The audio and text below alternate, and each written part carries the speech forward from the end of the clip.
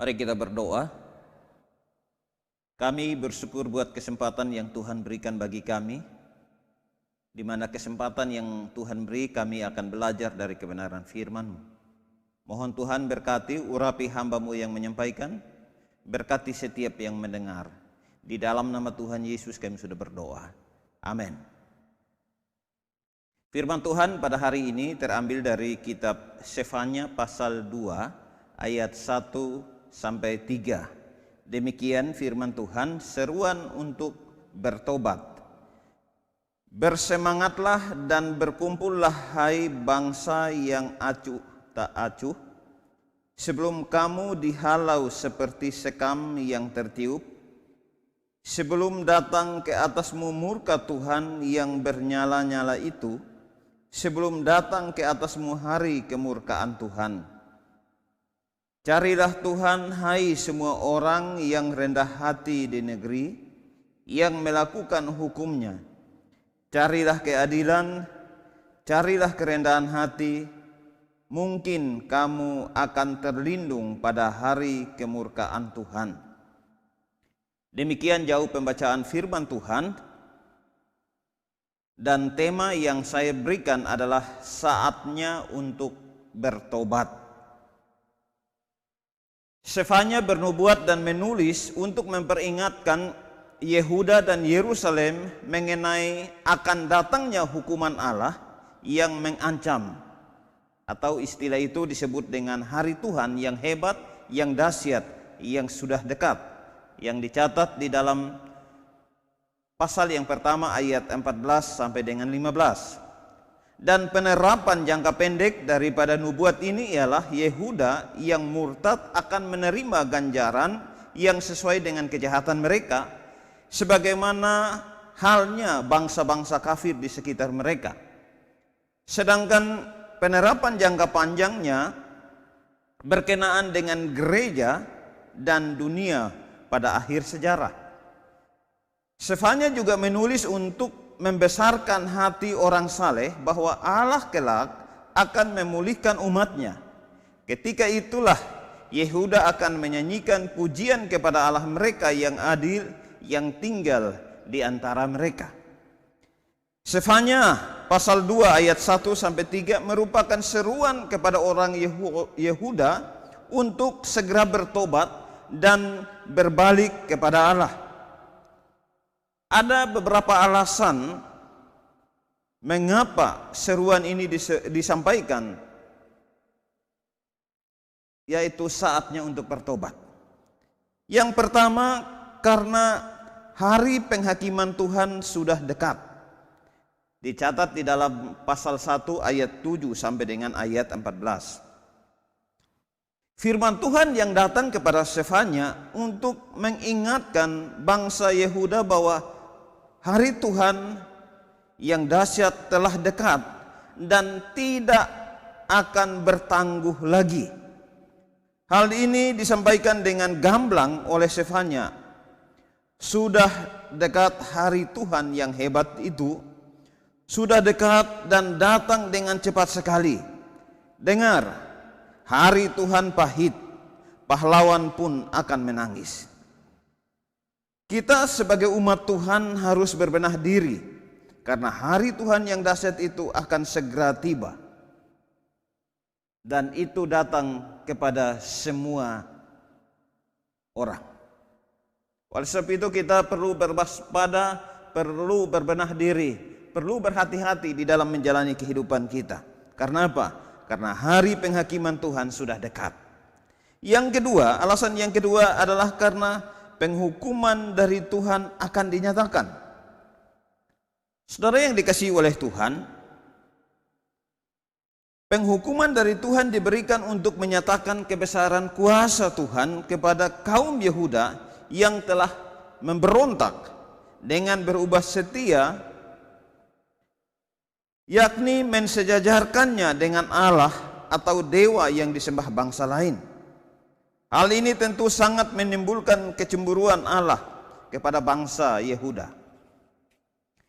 Itulah fakta yang terjadi pada Yehuda, sehingga menimbulkan sakit hati Allah dan penghukuman akan diberikan sebagaimana disampaikan di dalam ayat yang kedua sampai dengan ayat yang keenam. Tuhan berkata, aku akan memusnahkan segala sesuatu di bumi, semua manusia dan binatang termasuk burung dan ikan. Orang jahat akan kutumpas. Seluruh umat manusia akan kubinasakan, tak seorang pun akan kubiarkan hidup. Aku Tuhan telah berbicara. Aku akan menghukum penduduk Yerusalem dan seluruh Yehuda. Sisa-sisa penyembahan Baal akan kulenyapkan dari tempat-tempat itu. Imam-imam yang melayani Baal akan dilupakan sama sekali. Aku akan menyapu bersih siapa saja yang naik ke atap untuk menyembah matahari, bulan, dan bintang-bintang. Akan kulenyapkan pula mereka yang menyembah aku dan bersumpah setia kepadaku, tetapi juga bersumpah demi nama dewa Milkom.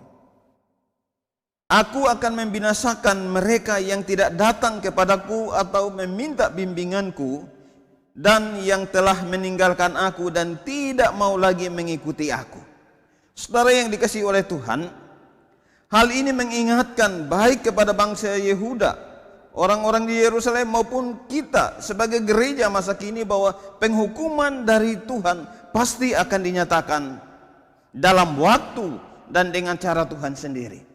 Oleh sebab itu gereja perlu berwaspada, perlu hidup benar di hadapan Tuhan, perlu hidup di dalam kasih setia dan pemeliharaan Tuhan.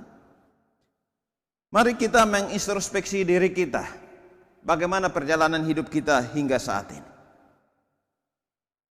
Sekali lagi, hari Tuhan akan tiba dan penghukuman daripada Tuhan akan dinyatakan. Oleh sebab itu mari kita persiapkan diri kita, persiapkan hidup kita, membenahi perjalanan hidup kita. Yang ketiga, mereka hidup dalam sinkretisme. Di dalam ayat yang keempat sampai dengan ayat yang keenam. Sinkretisme bangsa Yehuda ialah mereka mensejajarkan Allah yang sejati, yang telah menolong, yang telah berkarya, yang telah menyelamatkan mereka, dan itu disetarakan, disamakan, disejajarkan dengan dewa-dewi buatan manusia. Hal ini sangat dibenci oleh Allah. Nabi Yesaya menyampaikan di dalam pasalnya yang ke-40 ayat 25. Dengan siapa hendak kamu samakan aku? Seakan-akan aku seperti dia, firman yang maha kudus. Bangsa Yehuda sedang hidup dalam sinkretisme, sebagaimana disampaikan di dalam ayat yang keempat dan ayat sampai dengan ayat yang keenam. Aku akan menghukum penduduk Yerusalem dan seluruh Yehuda, sisa-sisa penyembahan Baal akan kulenyapkan dari tempat-tempat itu. Imam-imam yang melayani Baal akan dilupakan sama sekali. Aku akan menyapu bersih siapa saja yang naik ke atap untuk menyembah matahari, bulan, dan bintang-bintang. Akan kulenyapkan pula mereka yang menyembah aku dan bersumpah setia kepadaku, tetapi juga bersumpah demi nama dewa Milkom. Hidup dalam sinkretisme akan menuai penghukuman dari Tuhan bila tidak kembali. Kalau kita perhatikan di dalam ayat yang keempat sampai dengan ayat yang keenam ini, di situ menyebutkan bahwa ada sisa-sisa Baal, dan itu akan dilenyapkan oleh Tuhan. Imam-imam yang melayani Baal akan dilupakan sama sekali. Ayat 5 dikatakan, aku akan menyapu bersih siapa saja yang naik ke atap untuk menyembah matahari, bulan, dan bintang-bintang. Demikian juga Tuhan akan melenyapkan orang yang menyembah Tuhan dan bersumpah setia kepada Tuhan, tetapi juga bersumpah demi nama dewa Milkom. ini disejajarkan. Satu sisi dia janji setia kepada Tuhan, tetapi satu sisi dia juga tetap bersumpah demi nama Dewa Milkom. Saudara yang dikasihi oleh Tuhan, bukankah matahari yang disembah itu ciptaan Tuhan? Bukankah bulan yang disembah itu adalah ciptaan Tuhan? Bukankah bintang-bintang yang disembah itu adalah ciptaan Tuhan? Mengapa orang Yehuda mensejajarkan ciptaan dengan Tuhan yang sejati, yang adalah pencipta daripada alam semesta ini? Nah, saudara yang dikasihi oleh Tuhan, inilah konsekuensinya. Konsekuensinya adalah bahwa orang yang hidup dalam sinkretisme pun akan dihukum oleh Tuhan. Ayat yang kelima bagian terakhir, Aku akan kulenyapkan pula mereka yang menyembah aku dengan bersumpah setia kepadaku. Sumpah setia kepada Tuhan, tetapi juga bersumpah demi nama dewa. Saudara yang dikasihi oleh Tuhan, firman Tuhan mengingatkan bahwa Tuhan akan membinasakan. Di dalam ayat yang ke-6, Aku akan membinasakan mereka yang tidak datang kepadaku atau meminta bimbinganku, dan yang telah meninggalkan aku dan tidak mau lagi mengikuti aku. Saudara yang dikasihi oleh Tuhan, firman Tuhan ini mengingatkan kepada kita bahwa kita masih hidup di dalam dunia ini. Kita masih hadir di bangsa-bangsa di sekitar kita, orang-orang di sekitar kita, yang dimana kita bersumpah setia kepada Tuhan, tetapi di sisi lain kita masih hadir di tengah-tengah saudara-saudara kita, tetangga-tetangga kita, keluarga besar kita, masyarakat kita, yang bersumpah demi nama dewa-dewa yang lain. Nah, oleh sebab itu bagaimana kita memperdalam pemahaman kita supaya kita teguh kepada Tuhan. Iman kita kepada Tuhan jangan sampai tergoyahkan sehingga kita menjadi orang yang sinkretis, menganggap bahwa Tuhan yang kita percaya sama dengan Tuhan yang disembah. Oleh sebab itu tidak apa-apa kalau kita tambah satu. Firman Tuhan mengatakan bahwa Dia akan membinasakan. Oleh sebab itu, mari kita landaskan iman percaya kita hanya kepada Tuhan. Yang keempat, mengapa seruan ini disampaikan? Karena waktunya hampir selesai. Saudara, waktu Tuhan segera tiba dengan penghukuman yang akan dinyatakan. Di saat yang bersamaan juga kesempatan untuk bertobat dan berbalik kepada Tuhan sangat sempit dan singkat. Bangsa Yehuda harus dapat menggunakan waktu yang singkat itu dengan benar, yakni kembali kepada Tuhan, sebab mereka telah jauh daripada Tuhan. Ya, hal ini nampak kalau kita perhatikan di dalam ayat yang pertama sampai dengan ayat yang ketiga. Saya baca dalam terjemahan versi mudah dibaca. Hai kamu yang tidak tahu malu, bertobatlah, sebelum kamu menjadi seperti bunga yang layu dan mati. Pada hari panas bunga akan layu dan mati. Kamu akan seperti itu bila Tuhan menunjukkan marahnya yang mengerikan itu. Jadi, bertobatlah sebelum Tuhan menunjukkan kemarahannya terhadap kamu. Datanglah kepada Tuhan, hai orang yang rendah hati, taatilah hukumnya. Belajarlah melakukan yang baik, belajarlah rendah hati. Mungkin kamu akan luput pada saat Tuhan menunjukkan marahnya. Saudara yang dikasihi oleh Tuhan, di sini berbicara tentang waktu.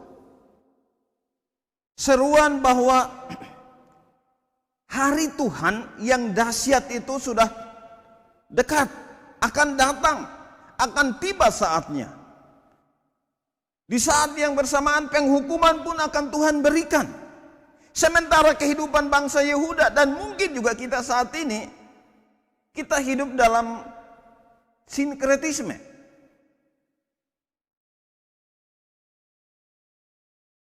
Di bagian ini,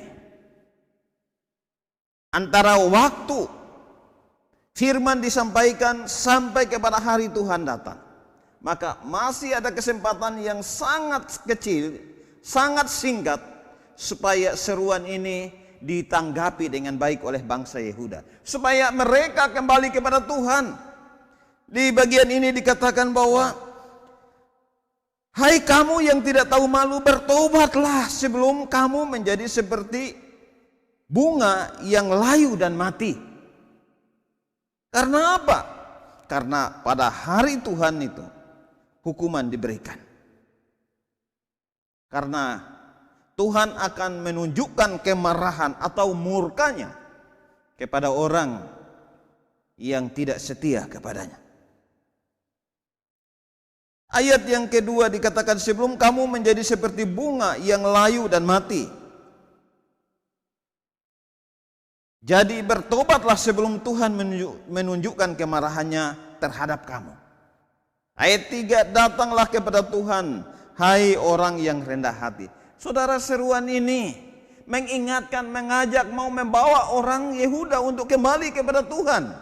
Oleh karena mereka telah mengecap kebaikan-kebaikan Tuhan, tetapi mereka menganggap remeh, sehingga mereka mensejajarkan Tuhan yang telah menolong, yang telah menyelamatkan mereka, disamakan dengan dewa-dewa yang lain, seperti dewa Milkom.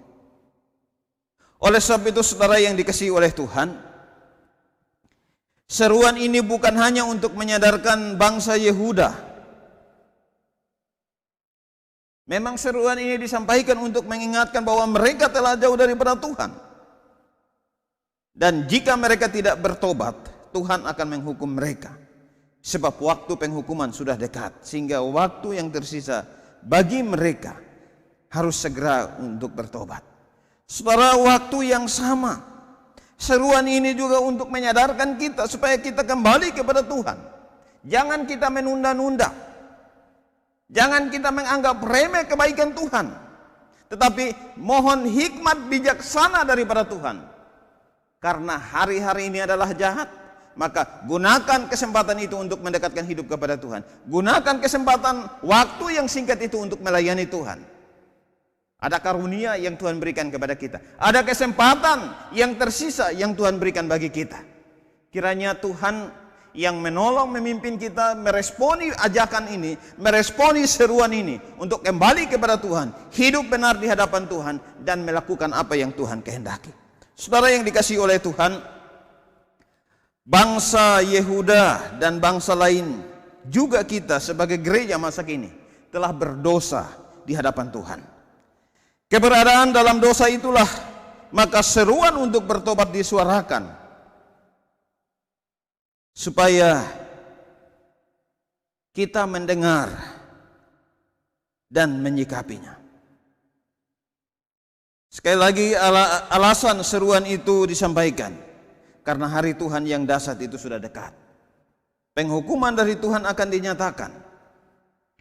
Umat Tuhan yang hidup dalam sinkretisme harus segera kembali kepada Tuhan, karena waktu untuk bertobat hampir habis. Umat Tuhan, sekali lagi, jangan kita menganggap remeh, jangan kita menunda-nunda dan menyia-nyiakan waktu yang ada, karena hari Tuhan sudah dekat. Penghukuman pasti akan dinyatakan kepada mereka yang hidup mendua hati, sinkretisme, tetapi keselamatan akan diberikan kepada orang-orang yang sadar, insaf, kembali kepada Tuhan, hidup benar di hadapannya. Kiranya Tuhan menolong kita untuk insaf dan berbalik kepada Tuhan dan hidup yang berkenan bagi kemuliaan Tuhan. Mari kita berdoa. Terima kasih Tuhan, kami bersyukur Tuhan telah menolong kami. Kami telah merenungkan firman-Mu. Seruan yang disampaikan oleh Sefanya tidak hanya untuk mengingatkan bangsa Yehuda, tetapi juga mengingatkan kami yang hidup di masa sekarang ini. Agar kami tahu bahwa hari Tuhan akan segera tiba. Penghukuman akan dinyatakan. Dan orang yang hidup dalam sinkretisme akan dihukum oleh Tuhan. Ada kesempatan yang tersisa untuk meresponi itu, untuk kembali kepada Tuhan. Dan bukan hanya untuk kembali kepada Tuhan, tetapi untuk melayani Engkau ya Tuhan. Oleh sebab itu Tuhan, sadarkan kami supaya kami insaf mendengar dan menanggapi seruan ini untuk kembali kepada Tuhan, hidup benar di hadapan Tuhan, dan melayani Engkau ya Tuhan. Ini doa kami ya Allah, di dalam nama Tuhan Yesus kami sudah berdoa kepada Bapa di sorga. Amin.